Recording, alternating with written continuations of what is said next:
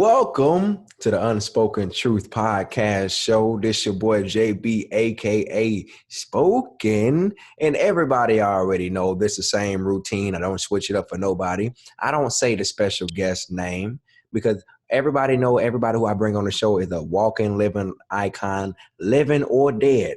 Cause we gonna be there anyway. It don't matter. I'm just saying, living or dead, don't matter. You know what I'm saying? True, like, true. You know, it don't matter. This is history in the making right now. We're gonna make history today. So, without no further ado, my brother, why don't you introduce yourself, my legend? Hey, y'all, this is your boy Jason Weaver, man. Finally able to get on the show with Spoke. I'm so happy about this, man. Thank you for having me, Spoken Reasons, man. Yes, sir. Man, I really appreciate it, dog. This is a treat because we've been trying to get together Yes, and sir. build on some projects and stuff too. Like we've been looking to align for a long time. So to be able to get on your podcast, man, I appreciate it. I'm such a huge fan of your work. Yes, you know what I'm sir. saying? Like I appreciate when people when they throw that term legend, all that's all good, man. But what I really can appreciate myself as well, just being a peer and a colleague and seeing cats like you coming up, man, and you sharing your platform and your energy with other guys like myself that came, a little bit before you. So man, we all in this shit together, man. And I just I appreciate you a great deal, brother. All good, man. Much love in return too. I grew up watching, Smart Guy, Michael Jackson movie, ATL, a lot of different other things. Man, and seeing you being one of the first, I don't know if you were the first or the second, but I've never seen anybody your age that young do acting and singing and had hits behind it, but wasn't really like on the forefront, like yo, this dude right here got some hits. Yeah. So I don't think people really seeing it. You were more so on the back burner of it, but we're making silent money, but which is cool as hell. As hell, you know what I'm saying? Yeah. So I respect it, man. I just respect you in general, man. So I got 18 questions for you. All right, Jason? Man, hit it, man. Go ahead. All right, man. He said hit it. All right. So let's go ahead and run it. Okay. Number one, who is Jason Weaver? Man, first and foremost, Jason Weaver is a man. Like trill, you know what I'm saying? 10 toes down, you know what I'm saying? Real. I'm from the Chi, man. I'm from Chicago. Okay.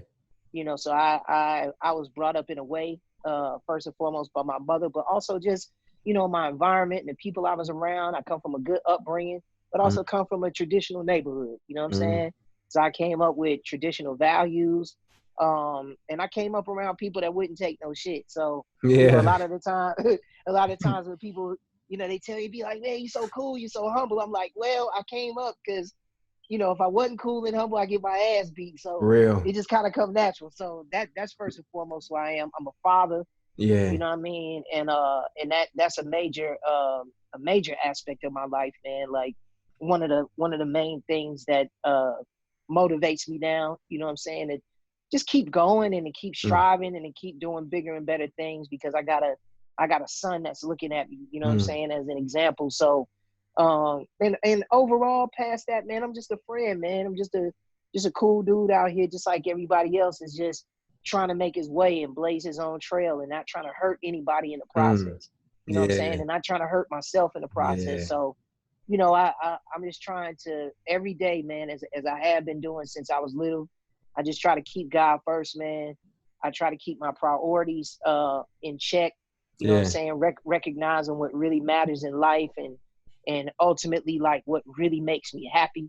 Exactly. I like to say I'm a well-rounded individual, and I know you can relate to that because I've seen a lot of your videos and stuff like that. And although you and I have never met each other like that and kicked it with each other like that, I could tell from your we met each other. We met each other. We ran into each other 2 times. I don't know if you remember. We ran into each other at an ADD comedy night, and I ran into each other.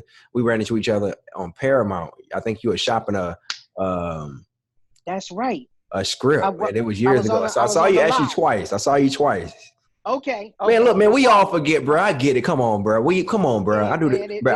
I got the same problem too, bro. I be like, yeah, we ain't running to, man. Come on, man. I saw you like 18 times, bro. I be like, Exactly. Cause you know how it is when you running around the street and then you doing bro, job to job and running come into on, people. man. But either which way, like, I respect you a great deal and I'm a huge Yeah, fan yeah, of what you do, man. So like I said, I could tell from your persona and just your natural conversation and doing interviews, you get the same thing that I'm on, man. It's just yeah, yeah. about having a balance. You feel me? Mhm. Doing what we do, For real. on camera and on screen, and Yeah, then coming home and being the men that we actually are for and the real. fathers that we are. You know what I'm saying? Yeah, yeah. So Much love, much love, much love, man. yeah. Since you say that, you talking about balance and stuff like that. I Hmm. might as well go into the question that got everything to do with your balance. What Sure. what brings you peace, and what will happen if you don't get that peace? Oh, that's such a great question. That's such a great question, and one that I've never asked, but I'm glad that you did ask it. Mm-hmm. Amen. Prayer and meditation, bruh. And I'm not trying to Okay. get look. I'm not trying to get on here and make it seem like I'm some holy roller. Or I got my finger on the pulse of what God won't. No, that ain't. Yeah. I'm a spiritual person. You know what I'm Yeah. saying? And throughout the course of my life and throughout the course of time, and you know how this is, bro. Like, Mm, you go through your fair share of ups and downs. for real. You encounter a lot of different types of energies that you have to Yeah. figure out how to move around or move with, and a lot of times, man, when you have a lot of energies around you and a lot of different people and influences and things like that, you can get lost in the Yeah. sauce Yeah. unbeknownst to you at that time. Yeah. And what I've come to learn, I mean, it was instilled in me at an early age because I grew up in the church, Mm-hmm. but I didn't come into my spirituality until I became a man, and Oh. then and really going through some different challenges in life that we all do, where I had no other choice but to turn to God and be like, okay, I'm Mm, at wit's end. Like, what the mm, fuck? Like, what do yeah. you want me to do? Because I Yeah. don't I don't get it. And it was in that time, it was during those times where I was at complete wit's end that I was advised to reconnect with my Yeah. creator, like via my pastor, Jeremiah Wright. For real. Shout out to Oh, Jeremiah Wright of Jeremiah God. Wright. Okay. That's my pastor. I grew up in Okay. Trinity, United Okay. Church of God in Christ, Chicago, 95th Street. Y'all Okay. know what it is. Okay. So he and I had a conversation one evening because I was having a hard time. Yeah. And he said, Jason, man, you got a purpose in life. And in order for you to keep, centered in that purpose and to keep focused, man, you got to reconnect because it kind of seems just like you scattered. Mm-hmm. And he said, man, how often do you pray? And Mm. I'm like, oh, well, I pray, and I was more or less praying when I needed something, or when Yeah. I was seeking some kind of solution or some kind of resolution, but I was never praying just out of straight gratitude. Mm. You know what I'm saying? And just being like thankful and grateful regardless of whatever was going on. So Yeah.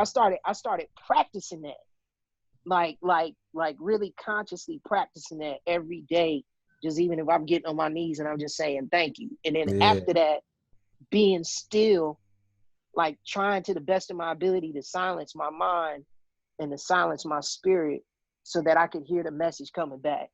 So that Mm. so that I could be granted that peace so that I could Mm. walk out the door Mm. and deal with the shit I gotta deal with For out there in real. life. For You know what I'm real, yo. saying? Bro, Like for real, bro. you know where I'm coming I know from. what you're talking about, So bro. it's like, so honestly, that's what brings me my peace and being with my family. You know what I'm saying? Yeah. Like, being with my son, kicking it with my mama, going and hanging out with my partners. Like we go to our little sports bar. Shout out to all my folks at TJ's.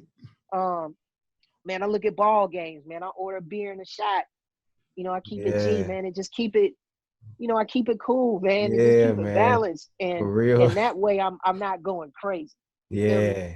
That's hey, shout out to that response, man. Everybody need to hear that, man. It's balance to everything. Especially no matter what you do, it doesn't matter if it's entertainment, because a lot of people they look at it like it's entertainment. But no, it Right. doesn't matter if you're a doctor, lawyer, a garbage man, or whatever. If you running a million times per minute and you don't give yourself the chance to reflect and sit down and give and just soak up what all has came to you within all that Absolutely. time, you can crash. You can Absolutely. crash, and it's like a motherboard, it's like a computer. All that info came, but you ain't shut the computer off. Absolutely. And in that process of shutting down, no information was really retained. Exactly. No useful information. So Yeah. you gotta have it. It's like you said, that applies to anybody in everybody's life. Like what we talking about is living a successful life. So you could be the successful garbage man, you could be the successful computer engineer, you could be the successful doctor, you could be the successful actor, if you are able to maintain some kind of balance between, you know, like day-to-day shit and your true purpose and what you've been put here on this earth to do. Yeah. You know what I'm saying? And your mission. So and like I said, I'm glad that you asked that question, because I peep a lot of your material too, and I think one of the main reasons too why I love what you do so much is how you challenge people to reach deeper down inside. You know what I'm saying? To think and to in some kind of way look themselves in the mirror and try to find their own individual answers. I noticed that you do that a lot with your audience and with the people that you directly speak to. And that's why, again, I'm so glad to be on this show and to be able to like really chop it up with you on a real level, because it's rare when you run into cats like that. You know what I'm saying? Especially those of y'all who are really at the forefront right now and really pushing the culture forward. And really have a space, you know, where you can talk and be transparent and be real and have that kind of relationship with your audience. It's rare to see a dude get busy like that and do it on a righteous level. So man, I fucks with you, JB. Like man. You cool, man. And you got to show me how to fish too, bro. Oh, you already know what's up. You got to teach me how to fish, bro. I do not know how to fish. I did not grow up in the country. Hey, I ain't got no fish on me, but because you know it's real, my son fishing toy right here. You know what I'm saying? That's what's up. You know what I'm saying? So yeah, man, hey, man, thank you, man. Thank you, man, for real. Absolutely. No, I mean that from the bottom of my heart. And, you know, it's important that we, as black men, as young black men in this industry, whether I came in this game before you or whatever the case may be, it's about uplifting each other. It's about encouraging each other. And it's about reminding each other of our purposes here. Yeah. And what we really here to do is not just about us living in our moment and playing on our fame and all of that. We've been blessed to be a blessing to others. You know what I'm saying? Through our gifts. So, you know, it's important that we just remind each other that. Yeah. Much love. All right. Give us a story of the worst whooping you've ever gotten in your life. Not in the streets, but parent. You know what I'm saying? No. I remember.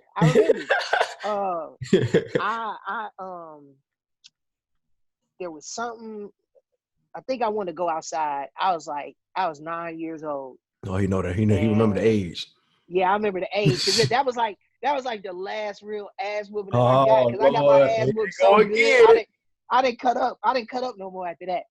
But I remember I wanted to go outside and play ball, and it was like it was a school weekday, and usually me and my partners, my guys I grew up in the neighborhood with, we would either go to my friend Alfred's house. Shout out to Boog. What's up, Boog? If you watching, we either go to his house or we go to Montreal's house, or we would go to my house and we would hoop. So on this particular day, my mama didn't want nobody out in the front hooping. So I was like, all right, well, I'm going to go over to Boog's house. I'm going to hoop over there. She's like, okay, well, you got your homework done? I'm like, oh, man, I'm going to get it. You know what I'm saying? Like, once I get through hooping, I'm going to come through. I'm going to take a shower. And then she's like, no, I want you to get it done now. And usually she didn't do that. Usually she let me, you know, she let me do my thing and come back. But on this particular day, she really wanted to, like, enforce the rule. Oh, Lord. So I'm like, so, you know, I said a little something under my breath. Like, what the fuck? And I think she had never heard me curse before. Oh, Lord. But you know, little kids be cussing on the playground. So I'm forgetting I'm at the house. I'm like, man, what the fuck, man? She was like, what? I just heard in the other room, and I just sat still for a minute. Oh, shit. And I was just quiet. And the next thing I know, man, she came in the room, bro, and that switch that hit my legs. Oh, Lord, a switch. It was a switch because she had it left over. Because I didn't get punished that much, but if I got hit with something, it was a switch, and she had it left over, and it was a good, Leftover. He long, sturdy one. had a I leftover had switch. leftover switches, He had bro. a special I had reserve switch. a special reserve switch straight for my ass. So, bro, she hit me so hard with that thing on the back of my leg. You know how when you get hit on the back of your thigh and like your calf muscle in the back of your knee, bro, it's nerves back there that give you that just you a ain't ready sensation for. that you ain't ready for, bro. And I got hit with a couple of those and on the cheeks and on the back, on the small of my back. And I think I let out one of those silent cries. One of them one of them crescendos.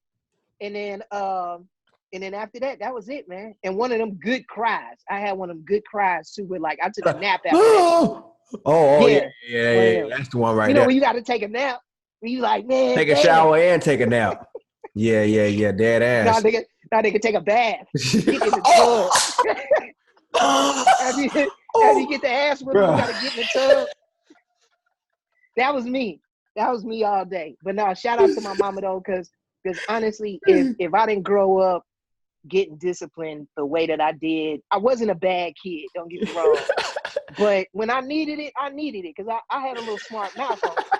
So, when I needed to get cracked a couple times, my mother would not hesitate, and I love her for it to this day. That's probably one of the main reasons why I'm alive now, bro. Real shit. Hey man, shout out to moms, man. I saw other clips and stuff, especially your viral clips from Comedy Hype and everything. I never knew that about your mom, but I didn't know how. I mean, everybody gonna say their mom is solid, of course. You know what I'm saying? But your mom, especially on a business level, like golly, like to have you right and have you straight like that so early in the 90s though. Yeah. The 90s though. Yeah. It's the 90s where black people, especially black people, didn't have, if you didn't have the right representation, was gonna be hell, that can still happen now. Hell, I got it. You know what I'm saying? And just the fact that your mom was there, that speaks a lot of volume in the entertainment business, and on behalf of black women and just motherhood and parenthood. You know what I'm saying? Absolutely. A lot, man. No, I couldn't agree with you more, man. I've just been real blessed because the key word that you hit on too earlier was representation. Yeah. And especially as it relates to black talent.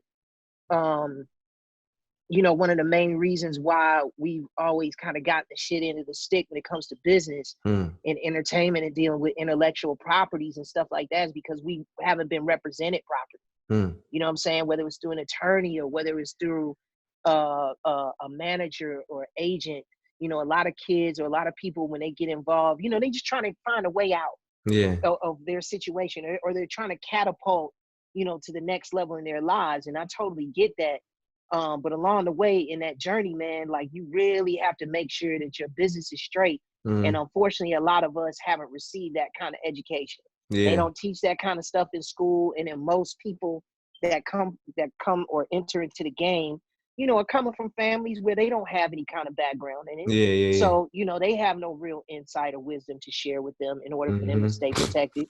But for me, in my situation, I was fortunate. My mother had already been in the industry maybe 20 years prior to that, working as a professional recording artist. Yeah, she. Through the 70s and 80s.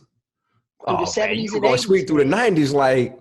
Man, I got 20 years into the 70s and 80s. I'm gonna breeze through the 90s, bro. Bro, by that time, she knew the game. Okay, for real. She had already worked with legends herself, like Aretha Franklin, Curtis Mayfield. The Ohio Players, her and my aunts and my cousin Cynthia, they had already been in the business. So by the time I had expressed an interest to her and wanted to get involved, she knew kind of like what the setup had to be. She didn't of course have all the answers because when she entered into the game, she entered into it as an adult. And I'm entering into it as a kid, as a young performer, which is a different kind of flow, a different kind of way that you arrange agreements and construct agreements. And it's a different way by which you engage in a professional setting, like with a child. It's a different thing. Yeah. So at the same time that she knew a lot, we were kind of learning together along the way. But when that opportunity came up with the Lion King, when that blessing came up, she knew exactly how to negotiate it alongside with my representatives because it was like a standard recording contract. Mm-hmm. So she knew, from past experience, and then just also seeing friends of hers herself Yeah. that may have dealt with certain issues contractually. She didn't want her son going through the same thing. For real deal. Yeah, and basically, gave me the game. Like she sat down at the kitchen table. I'll never forget when the agreement finally came through, and she showed me what was initially offered. And she said, okay, this is what we're going to do. She said, I know this seems like a lot right now. She said, but if they're willing to give this on the first offer coming out the gate, imagine what you can really get if you negotiate. This is the art of negotiation, Jason. And she sat and she taught me that on a very basic level initially. And then over time, whether it was that agreement or the next one that I went into, then she began to put me on the phone with her and my attorney and my manager and let me sit in on those calls. And then she would ask me questions after the call. Well, what did you think about what they said? Did you agree with them? Or if you were to make that decision right now I'm making decisions on your behalf, but if you were to make that decision, what decision would you make and why? And so we would talk about things like that all the time. So by the time I entered into my adulthood and I began to, construct or put together my own infrastructure of people around me to represent me, I knew what I wanted, what to look for, what not, what I didn't want, and the whole nine. And it served me well. I think that I'm here to this day and able to maintain a career and able to still have good relationships and things like that based on the principles that were instilled in me from my mother. You feel me? Okay. Man, most deaf, man. Shout out to that right there, man. Hey, game city out here, man. Yes, all sir. right. Yes, sir. All right. Now, me and you, we gonna have that real conversation because you're a real player in the game. So we're gonna talk about it. We gonna talk about it. You feel me? All right, let's go. Much love. All right. Name 5 good peoples in the industry. 5 good people. Good peoples. Sure. Peoples. Okay. Peoples. Okay. Them good peoples. No. I know exactly good folks. So yeah, I know what's up. You over there in Georgia. You know what's up. Exactly. Let me see, man. Good peoples. Good folks. Cause see you. Or it can be 3 because if it my aiming to cut you off. If it's too much, make it 3. Okay. Yeah, because it's rare when you run into good people. Yeah. 3. That's a good one. I got him, y'all. Yeah, you got me stumped on that because there are a lot. Well, first of all, Oprah is good people. Okay. Oprah is good people, man, and I'm gonna say why. I'm gonna give the reason why. Okay. I did a show years ago called Brewster Place. It was the series adaptation from the original miniseries that starred her and Jack A. It was a short-lived series that was on ABC, and I got the opportunity to work with Oprah at Harpo Studios, which was her studio that she had set up on the west side of Chicago.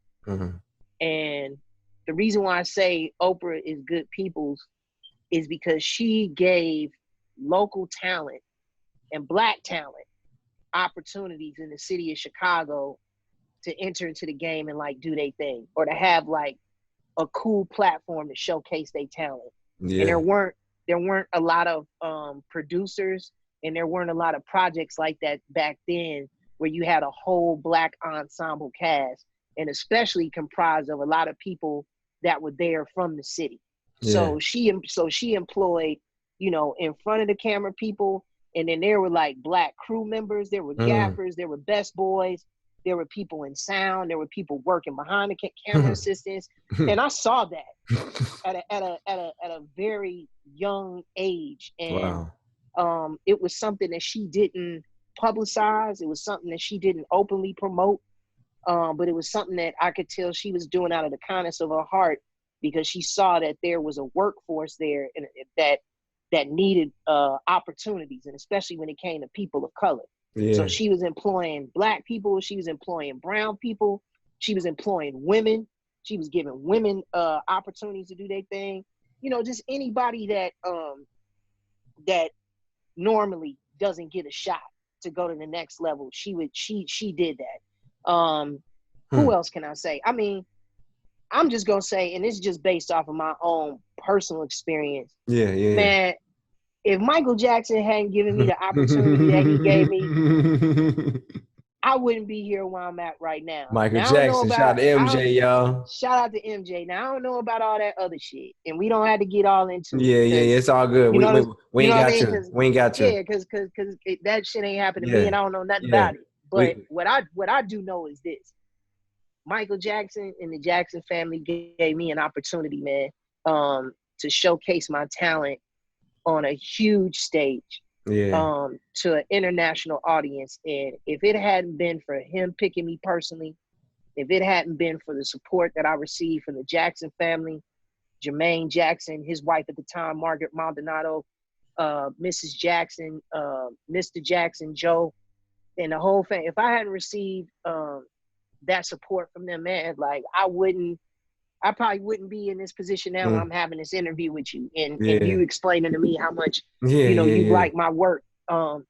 They gave me an opportunity, man. They were the ones that ushered me to the forefront and allowed me to connect with our people. Yeah. And with an audience and with a fan base that has continued to rock with me even now. You know what I'm saying? At the ripe age of 40 years old. For real. So much respect and much love to Michael Jackson. MJ. Because without him, man, I wouldn't be in the position that I'm in. So regardless of whatever, I'm thankful to him. I'm thankful to his family. Those are good people. And then you know what, man? This is what I'll say too. The last one ain't gotta be long. It ain't gotta be long. This is what I'll say too. Man, everybody that I've pretty much worked with have been good peoples, man. Okay. Like, all right, look at that. because real shit, I've learned something from each one of them. No matter what. No matter what, I've learned something from each one of them. And at least they were gracious and kind and professional enough at the time that they were working with me, where they never made me feel like I didn't belong. Yeah. So if you never made me feel like I didn't belong, or if I didn't walk away with any kind of negative feeling towards you, then 9 times out of 10, you were good people to me. Because in that, and you know how it is in that artistic and creative exchange, that's a very kind of like intimate exchange in itself. You know what I'm saying? When you're on stage with somebody, or when you're performing with somebody, and you learn things from each other. Yeah, exactly. You learn subtle nuances. You learn subtle techniques from each other. So there are actors that have pulled me to the side, giving me pointers. Marlon Wayans, John Marshall Jones, Whoopi Goldberg. The list goes on. People who have taken the time, Ving Rhames, people who have taken the time to pull me to the side and give me real knowledge and insight. So I've been fortunate, dog, to work with a lot of good people. Real shit. Most def. All right. Jason, do you feel like you made it? And if why not?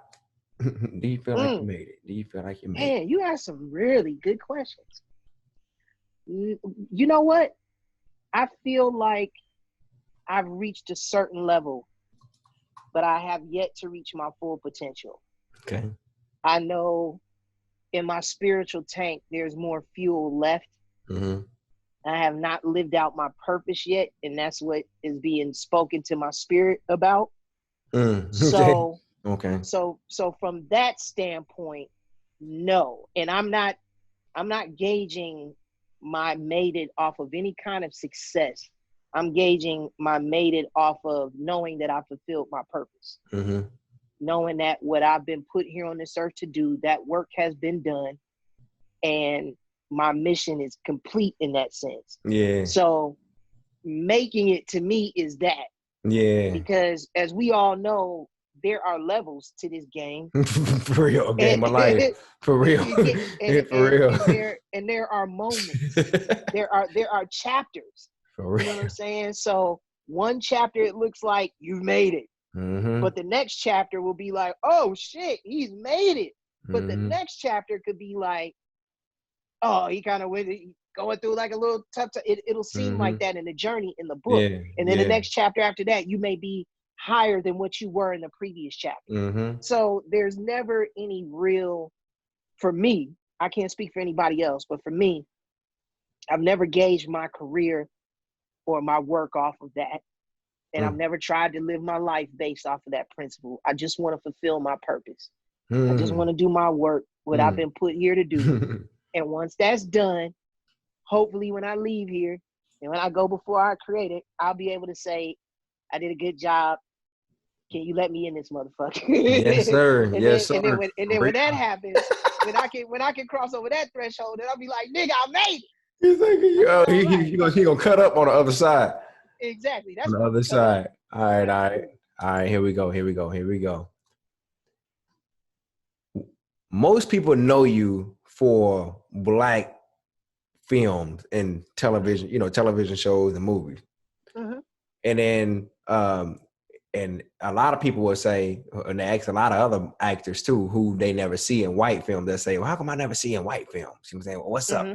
Are they not seeing you the scripts or what's going on? Are you not cool with that side? Mm-hmm. Explain to the people what's your journey of not being in predominantly like white films. Oh, another good question. Um, well, I can only speak for my journey. I think with me personally, one of the main reasons why I've been featured in so many quote unquote black films or Mm-hmm. films that are directly targeted to the black demographic Yeah. is because studios and casting directors recognize that I have a genuine connection with my people. So I I'm a I'm a go-to in that sense. You want to have a film that appeals to the black audience, that's relatable, that the black audience will feel comfortable watching? Well, let's put some faces in there that black people are comfortable with Yeah. because they can identify with them. Yeah. So, and you know how it is as an actor and as a performer, when a gig comes your way, and if it makes sense, and if Mm-hmm. it's good work, you're going to do Mm-hmm. it. And it just so happens that a lot of those opportunities that have been presented to me have been from black producers or black directors that go, hey, man, I know you can kill this role. And, I know the audience will be able to relate to you. Come on in and work with us on this. Yeah. And then I think when it comes to white producers and what you would call mainstream Yeah, films or exactly, whatever. exactly. Like, look, I'm gonna take the bullet for him. You know what I'm saying? Don't get on my dog. I'm gonna take the bullet. You know what I'm No, no, no, no, no. It's all good saying? because we could keep it real. Because whatever I'm gonna say, I'm not insulting anyone. We just keeping it real because we in the business and we know. Yeah. I mean, man, they pick a select few that they feel are marketable, Okay. safe. Hey, Um, I like that. I like what you said. Seriously though, no, You really, said like marketable, safe. safe to where they know, like you. I mean, keeping it real, like For real, G shit. they'll they'll they'll look at you like, is this a cat that I want to have at my crib? You know what I'm saying? You're like, oh, Would I let him date my daughter? Like, hey, is he cool like that? Like, I'm keeping it real. is I'm he an keeping it real. American Negro or is he Marshawn Lynch? Right, right. So you know exactly what I'm saying. So with white producers and with white casting directors, they can be very selective. There is Okay. still, as you know, and this is something that all of us as black actors, as colleagues, we discuss amongst ourselves.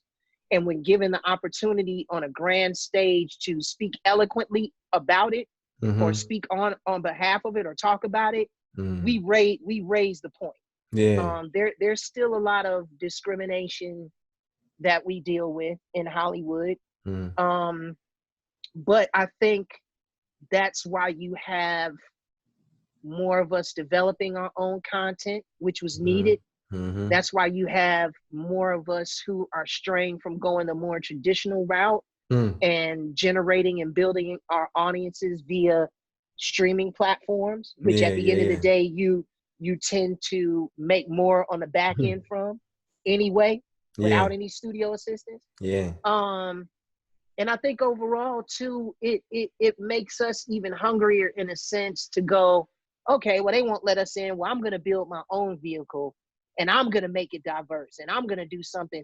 And it really just, I think at the end of the day, makes us greater Yeah. as Black performers, even when being challenged or even when it seems like doors are being closed on us. That just lights the fire even more. And that's why you have people like the Kenya Barrises, the Hmm. Lena Waiths, the Ava DuVernays, the Issa, like that's why Yeah. you have those kinds of very prominent and very like that strong presence that they have in Yeah, Hollywood yeah, yeah. behind the scenes, because they were those people at one point in time whose scripts were being turned down, who Mm-hmm. were told, oh, that's too Black. You know what I'm Mm-hmm. saying? So Mm-hmm. now that they've been given an opportunity, and rightfully so, they are unapologetically Black Exactly. and what they are displaying. You know what I'm saying? So I think it's a catch-22. It's unfortunate that it does happen and that we do have to resort to having to work 10 times harder in order to get our foot through the door. But I also think that's the end result of it shows our true brilliance, because we make it through all of that and Yeah, yet we still get our projects out and they're still awesome and they still get recognized. You know what I'm yeah, saying? For how beautiful and creative and awesome that they are. You know what I mean? So yeah. that's just how I feel about it. But I mean, that being said, if there's some white producers looking at this right now, holler at me. I just, I'll do your mainstream film. Get at me. Hey, But holla, holla, holla, holla, holla. yeah, but other than that, I mean, I don't hold any I don't hold any resentment about that. Like, and I don't feel in any kind of way like I'm being short-sighted or that I'm being overlooked, Yeah. because as you and I both know, like, this is a journey that we're on as artists. Mm-hmm. And tomorrow I could get a call from, I mean, who knows, but tomorrow I could get a call from Steven Spielberg, see me in some Exactly. random shit, and Mm-hmm. he'll say, hey man, I want you to be a part of this film. It could Yeah, happen just like that. But for in the real. meantime, I'm just going to continue to enjoy the journey. I'm going to continue to embrace the blessings that have been brought in my life, whether it's a Black film or a mainstream film. And at the end of the day, I'm going to keep entertaining people that rock with me and that fuck with me. And as long as I got that and I'm able to put food on the table and keep a roof over me and my family's heads, We man, good. I ain't got no complaints. We good. We good. Real Dead up. talk. All right. All right. Um, what was and is your process going through scripts, remembering all those lines in such a short amount of time? Mm, Because let me tell you about me, man. okay. I only been in one major movie and been in a few other off stuff or whatever, and Mm-hmm. a couple TV shows. But Mm-hmm. um, Which you were great too in that movie. It was with Melissa McCarthy, yeah, right? the heat, yeah, the heat, Yeah, you were funny in yeah. that shit, man. You were So funny. appreciate that. So my thing is, let me tell you about me. I'm Mm-hmm. not gonna go too long. When I Uh, get scripts, man, um, first off, I'm so used to doing me. That's right. that's that's number one. I wasn't brought up into the traditional time of acting. So when people say, "What's up with them scripts?" I'd be like, "Bro, I'm so used to doing me. I gotta tell these people no because I gotta build my own stuff." But when I Right. get scripts, it was at a time I was getting 2-3 scripts a week, Yeah. and they would say, "Hey, submit your script tomorrow, at 9 p.m. or 8 a.m. I'm like, God, I gotta drop everything I'm doing or whatever. Remember Yeah. that. Get my acting coach. Yeah. And disregard everything that I had running. Yeah. I feel like for me, I need at least 2 to 3 hard days to sit on the script before I even submit it. At least two to Okay. three hard days. Well, Mm-hmm. if I'm getting two or more in a week, Mm-hmm. you might not get one of them scripts if either one of them bitches. That's just me. I got So you. so what's your process for like staying focused and really like, because you've been doing it since you was a kid, so you on a Right. whole other level. Right. Right. No, it's funny that you would say that. Your process. Mine is actually a little bit different. Um, because my mind has been trained to break down that kind of information since an early age. Mm-hmm. I can go through about 4 or 5 scripts in a week if they're sent to me. And I can honestly do an audition a day based off a cold read. So if you send me some sides at 9 a.m.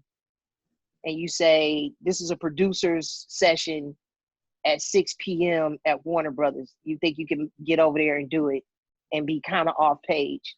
And they give you 9 page. Well, they give you 9 pages. I can do it. I mean, that's a lot of information to 7 and retain. 9. 7 and That's 9. a lot. No, that's a lot of information to retain. But I've done it before. I've done it before off of a cold read, and it was maybe like 10 pages of dialogue, but it was broken up. Mm-hmm. The dialogue was broken up, as you know how sides are. Yeah. And then the way that the dialogue was structured, it was so natural to me because I think I may have had a similar experience of what was being described in the script. Mm-hmm. It was easy for me to dial in. Yeah. But then again, I've had scripts that have been sent to me where it'll be the night before, and then they'll go, the audition is at 11 tomorrow. You think you can make it? Now, for me, that's an ample amount of time because being on sitcom television, that's what I was about to ask you. television, yeah, it's like that pacing is like that. All that information you gather. All that information, like the first day, your first average day on the sitcom set is table read, and then you put it up on its feet, and you start doing camera blocking. And they would really like for you to be off book by the next morning. Wow. So that you can Man, at least that's how it was back then. People don't know how tough of a job this is, man. It is. No, it's all mental.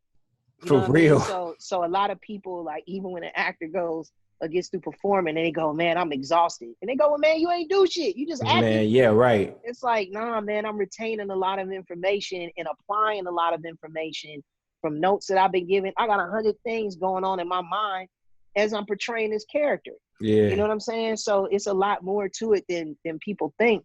But for me, and I know it, the same thing is for you probably, man, it's fun. I like challenging myself mentally like that. I like pushing myself as far as my God-given gift and ability. I like stretching and seeing what I can do, what may be a challenge for me, what I may need to improve upon. Because I've noticed when I get challenged like that and when I get stretched, man, I turn out to be an even better performer. And I turn out to be way stronger than I thought that, I initially was. So,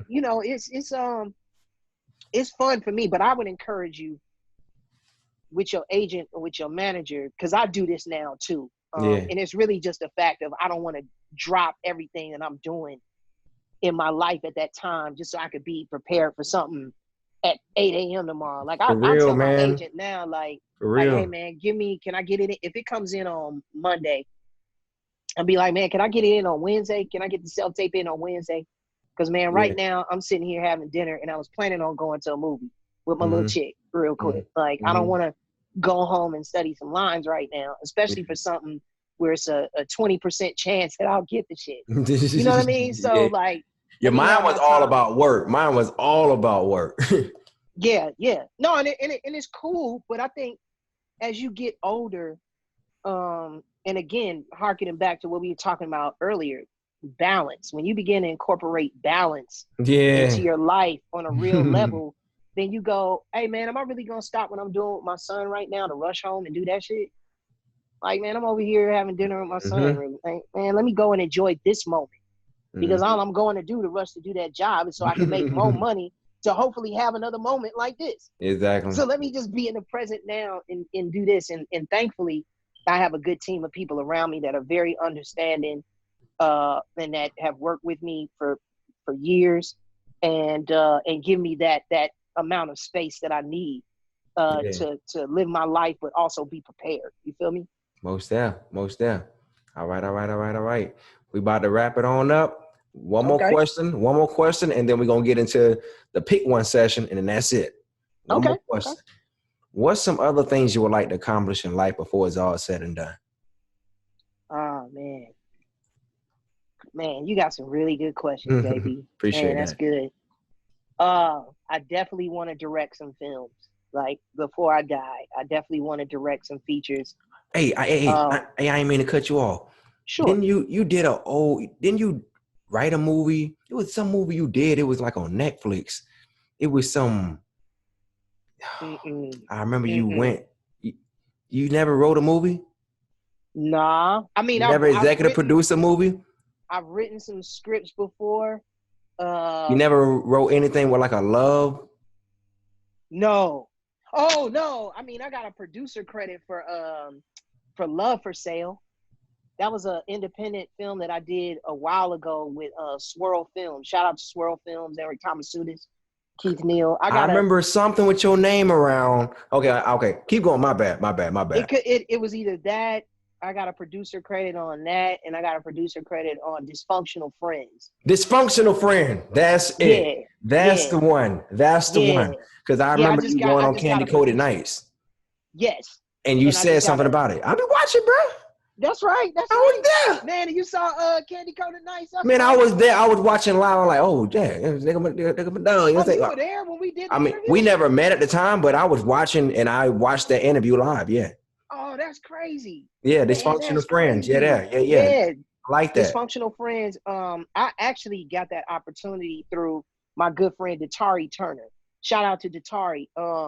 Basically, Datari and Wesley Jonathan, Mm-hmm. who's also a producer on it, they had packaged this film and they were trying to build like a real cool ensemble cast, and more or less as an incentive to get Mm-hmm. certain names attached. You know how that goes. Like they'll be like, "Oh Yeah. man, I'll Yeah. give you something on the back end. Yeah. Come in as a Yeah. producer." Yeah. So it was one of those.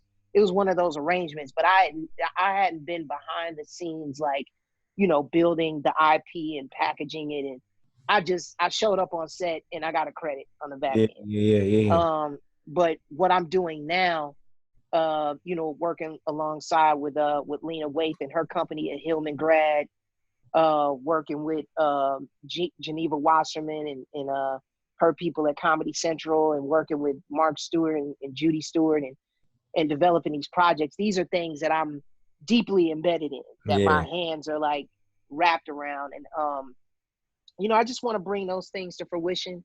And then I want to direct some features. There's a couple passion projects that I want to do based in my hometown of Chicago. Mm-hmm. Stories that haven't been told, regarding like the Black culture there and Black Yeah. families there. I want to tell more of those kind of stories, and just produce and write. And even when that's all said and done, when I feel like I've crossed over that particular threshold, then I want to really give back to the community that I came from by putting a film program, like a film school program, I in see. I in my see. old high school. You know what I'm saying? And giving those kids, who are visionaries, an opportunity to learn the craft for real, Yeah. in all aspects of it, whether it's in front of the camera, whether it's behind the camera, whether it's being a director, whether it's being a lighting guy, you know what I'm saying, whether it's being a sound guy. Like, I Yeah. want our children, from the gate, especially when going into these environments where they're preparing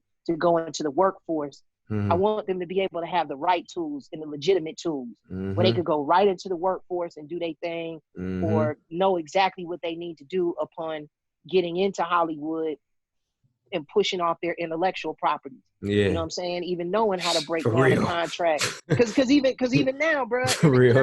and it hurt my heart to see it, but like, even with the shit that Meg Thee Stallion went through, Yeah. it's like, this is 2020, and it's still young artists I sitting, and, went and through I it. don't, I I went through it. A lot of people went through it, man. Like, yeah, we learn, man. We learn. yeah, and it shouldn't be a thing where, especially with us as Black people, we got to learn the hard lesson. Yeah.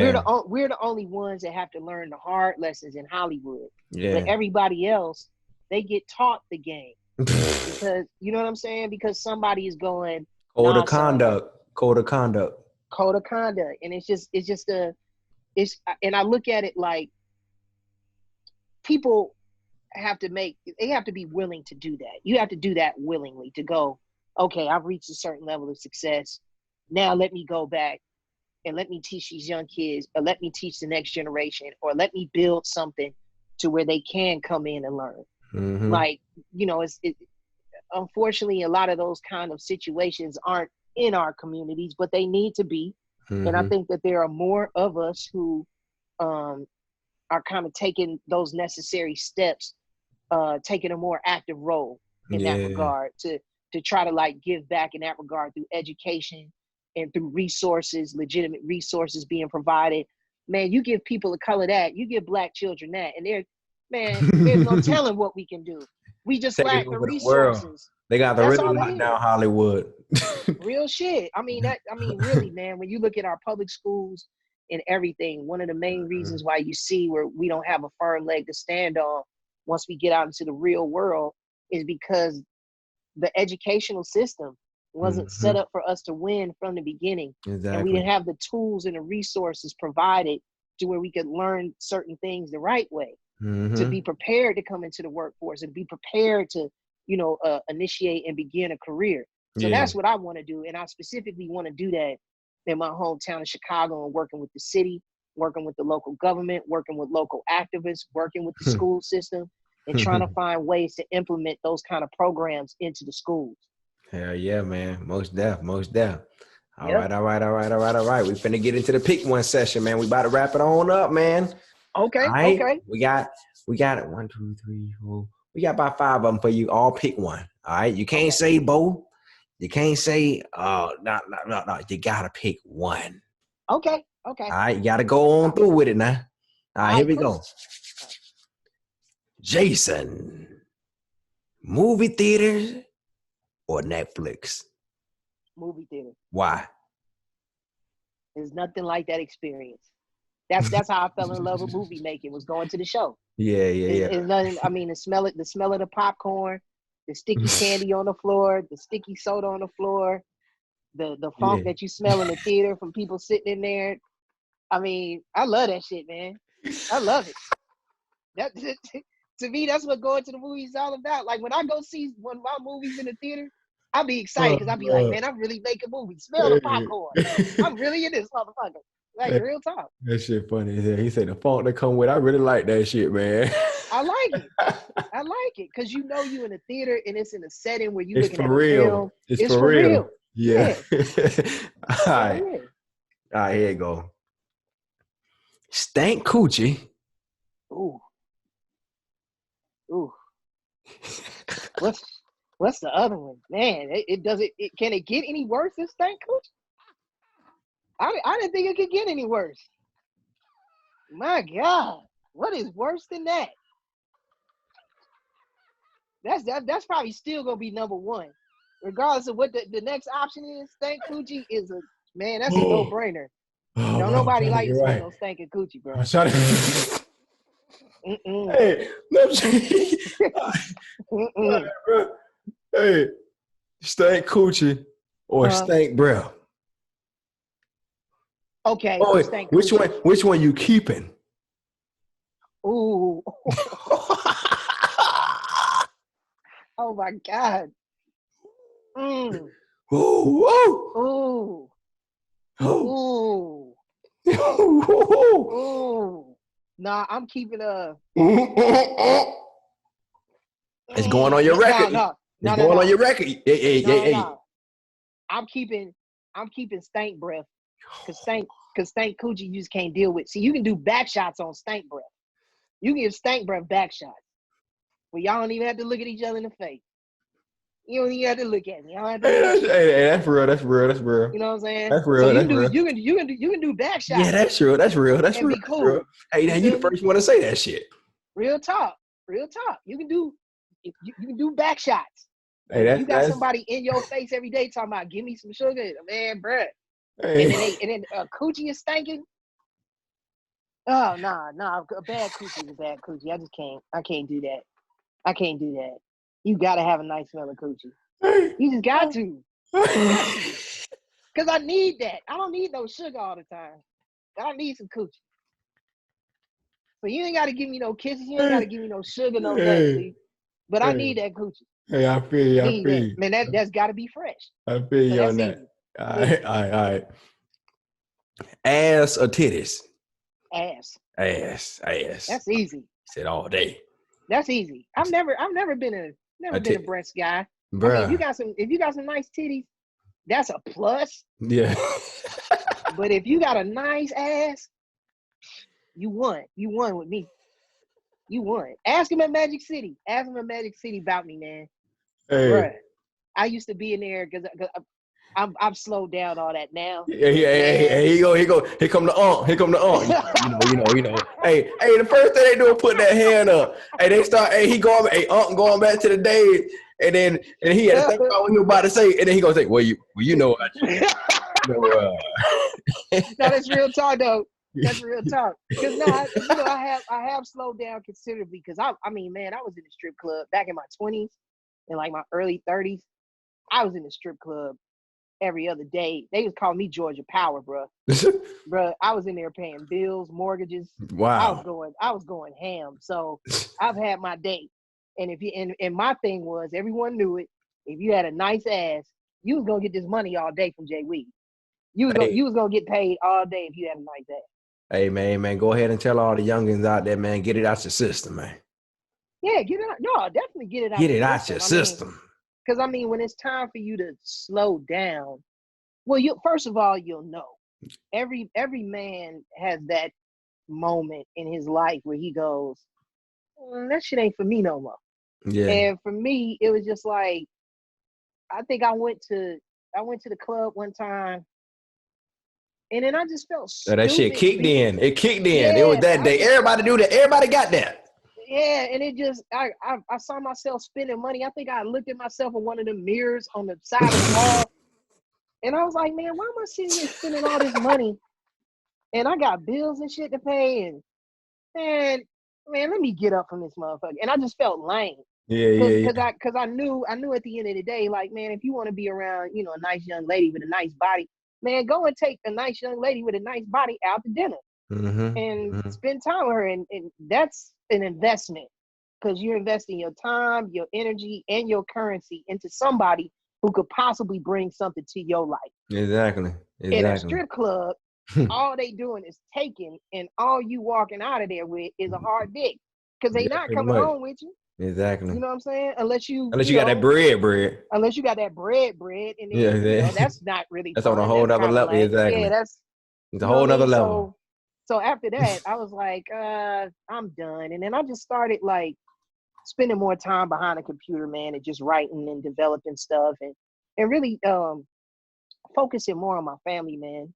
Focusing more on spending time with my son, spending time with my mother, spending time with my friends, and having more meaningful experiences in life. You know what I mean? Yeah. But that doesn't mean now, if a friend comes to Atlanta and they want to go out, they want to do something, and if they want to get a drink, and if you want to go to Pink Pony or something or Magic, I'll meet you up there and have a drink with you. But I ain't finna be on no, every day or every other day type shit. Like, I'm past that. Hell yeah. All right. Getting closer. Okay. You running on the bridge and you see your best friend drowning in the water. Okay. And you also see your career. Who you saving?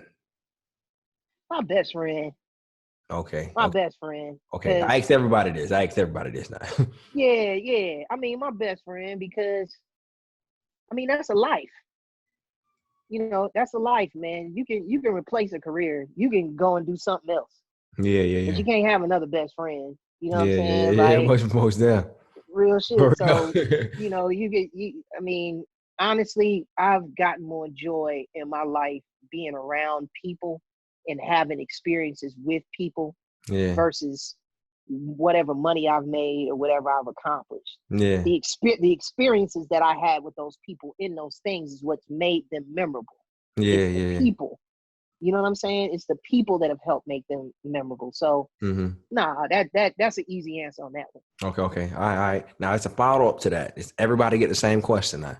All right. When it comes to this one, you run on the bridge and you see your best friend drowning and you see Jesus drowning. Who you saving? Man, That's the man, follow-up. Jesus gonna get that all day, bro. Jesus gonna get that all day. I'm gonna be like, Lord, well, first of all, I'm gonna ask, you can't save yourself? Can you create a miracle? Hey, you ain't got that much time. You better pick one. Yeah, if Jesus like, no, nigga, I'm drowning. What if he under I'm the going water and all you see is the hand like, I'm going to get the Lord, man. oh, Lord, you gonna leave your friend hanging, bro? And I'm going to get the Lord, man. I'm Now, going what if, because anything is possible with Jesus. My no, best friend, most of the time, he may come with excuses. If I ask him, hey, dog, I need to borrow $1 million. Oh, I ain't got it. But Jesus gonna find a way.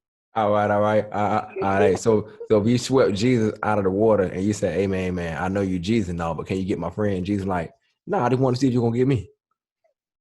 And I'll be like, you bogus. Why are we worshiping you then? I'd be like, man, you bogus. All right. But no, Jesus always gonna be number one, man. The Lord gonna always get that. He know it. I got you. All right. Will Smith or Samuel Jackson? Oh man. Oh. Hey, it clicked in. Yeah, it clicked in. Right.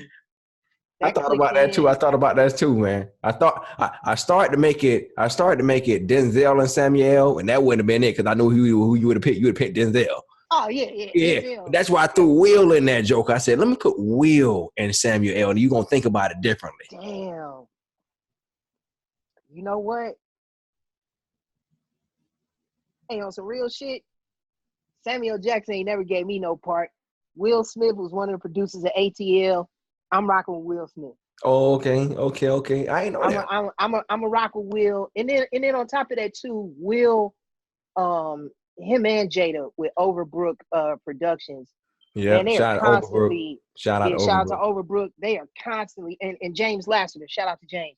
Man, they are always trying to provide platforms and outlets Yeah. for Black talent or just for talent, period, to get out there. Really, really active.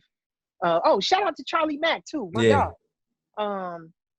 But yeah, I mean, I rock with Will, and then Will is really versatile. Like Will is your summer blockbuster action hero who could carry the film, who could do all the stunts and all that shit, and then Will can give you a good 90 minutes of real drama. I'm talking about where he displays a full range of emotion, where he'll be totally outside of himself, where you may forget sometimes that that's Will Smith. So also from a legitimate acting standpoint, the range I've seen Will Smith display, I think he goes a little bit deeper than Samuel L. Jackson. I can understand why you say that. Yeah, and the reason why I say that too, just for the audience and for your audience out there to kind of understand where I'm coming from, because I know you relate, I know you dig it. Like Samuel Jackson, although he plays different roles, he has a niche way by which he executes his performances. Okay. Does that make sense? I get what you're saying. I get what you're saying. It's kind of like you can almost expect that character is going to whoever he is and whatever he brings to a film, it's going to carry with him in every film. Yeah. It's a certain kind of energy that he projects. It's a certain and attitude it's expected. That he takes. Yeah, and it's kind of expected, but you love it when it comes on screen. And he can switch up too. He can switch up. He can really do it. He can really do it. But that's his go-to. It's like when you cast Samuel Jackson in a film, or at least me, if I'm a director, I know I'm gonna get a cool cuss out. I know I'm gonna get, you know what I'm saying, an aggressive kind of street, old school street, like, you know what I'm saying? I don't know how to really describe it. Yeah. But Samuel Jackson has that kind of persona where you kind of expect where he's gonna go with that role. And then I've never seen him too out of his comfort zone. in the roles that he Exactly. plays. Exactly. So like with Will, I've seen Will play. In 6 Degrees of Separation, and I'm not saying everybody has to do this to display their range. Yeah. I'm pointing this out as an example. Mm-hmm. But in 6 Degrees of Separation, Will played a gay role. Yeah. Yeah. Will played he played a single father in Pursuit of Happiness, Mm-hmm. where him and his son were out on the street, and based on the true story and the range of emotion that he displayed in that film, I was really like, man, Will Smith is that dude. Like, Yeah. that's really, really dope. And then he can give you the predictable action star with the predictable quotables and be charming in those things and engaging in those things. And I mean, to me, he's just the true definition of a movie star. And I Mm-hmm. think Samuel Jackson is an actor's actor, like a true thespian. You know what I'm For saying? Like real. he's the Yeah. guy that you go see when you want to see an actor get fucking Get busy. game. You know what I'm saying? And get game. Like Game. that's the guy that you go see. And then when you want to be entertained and You go to Will inspired, Smith. Will you Smith. go to Will Smith. Yeah. Okay. And But no they're both great. no disrespect to neither one. They both great. To neither one. Both of those gentlemen are amazing. I've had the pleasure of meeting both of them. They're both amazing men off camera. And I have a tremendous amount of respect for them, and I love them both for what they do and the example that they set for Black actors like us, man. Yes, sir. Yes, sir. All right. Winding on up, man. Last question. Okay. Hope this one right here get you. Oh, it's gonna get you though. It's gonna get you. Okay. You been watching my interview before this? No, I didn't see one before this. My bad. Okay. My bad, JB. My bad. Okay. No. I ain't mad. I keep up with your Instagram. No. I'm just saying I'm glad you didn't watch it. Okay. Because the question I'm gonna ask you, okay, just making sure you wasn't gonna prep up for what I was gonna ask you. That's why. So I'm glad you didn't watch. No. Yeah, I ain't want them type to be like, man, you seen my shit? Man, you ain't seen my shit, no. Oh yeah. Nah, I'm good. With that a couple Nah, times. I'm good. Okay. Here we go. Okay. If you had to pick between your dick and your eyes, which one you getting rid of? Ooh. Man, I'm just gonna have to be Stevie Wonder out this thing, bro. I'm just gonna have to be Stevie out in this bitch. You say sorry. Cause bruh, I look at it like this. Stevie still got kids.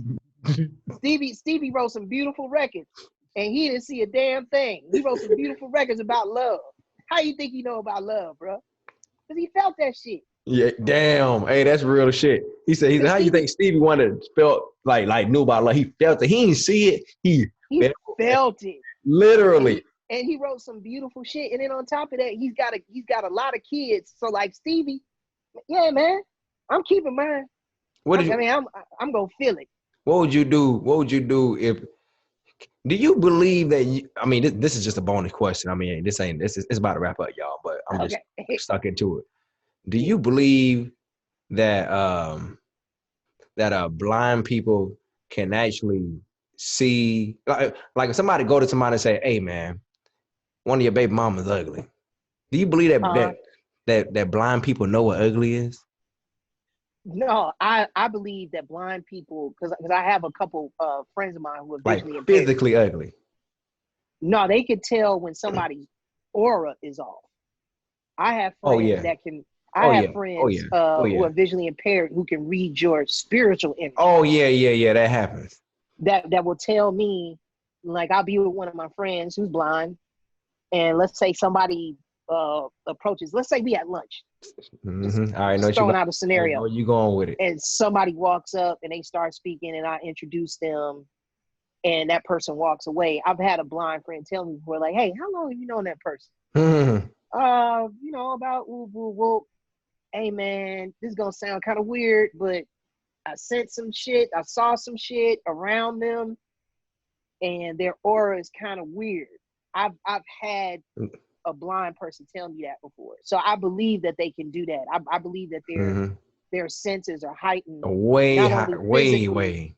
yeah, not only physically, but I think even spiritually, like even with the what do they call Chakra, that gland, chakra. the Oh, pineal pineal, gland or what? pineal gland. Yeah, I believe that that particular gland or that third eye, Yeah, so to yeah. speak, may be It's out of the world. compensating, yeah, Yeah. compensating for what they may not be able to actually see. You feel me? Hmm. Yeah, for real. So that's just my Head up. theory on it. Hey, hey, that's a good way to look at it, man. But hey, Yeah. man, tell everybody what you got running, your socials. Tell everybody what's up, what ain't happening, what's going on, what's happening, man. Yo, I just encourage everybody to just follow me on Instagram and Twitter. My handle for both of those is it's Jason Weaver, ITS Jason Weaver. On there, man, I'll update y'all on all the different projects that I'm currently working on. Like what I was telling JB earlier, I'm producing 2 animated projects that will be coming out very soon. I'm also going to be releasing some new music soon. That's really, really dope. So yeah, just get updates on everything that I'm working on and then I'm about to release and put out. Check me out at it's Jason Weaver on Twitter and Instagram. Yes, sir. Yes, sir. Hey, man, I really thank you, man, for coming on the show, man. Much love to you, man. Uh, Nah, man, same to you, man. And let's get some work done, man. hey, Bro, we really gotta get together and discuss on a real level, partnering up, yeah, writing some stuff, yeah, developing some things, because I know you get busy as well. yeah, And yeah, man, let's really figure it out because I admire you a great deal.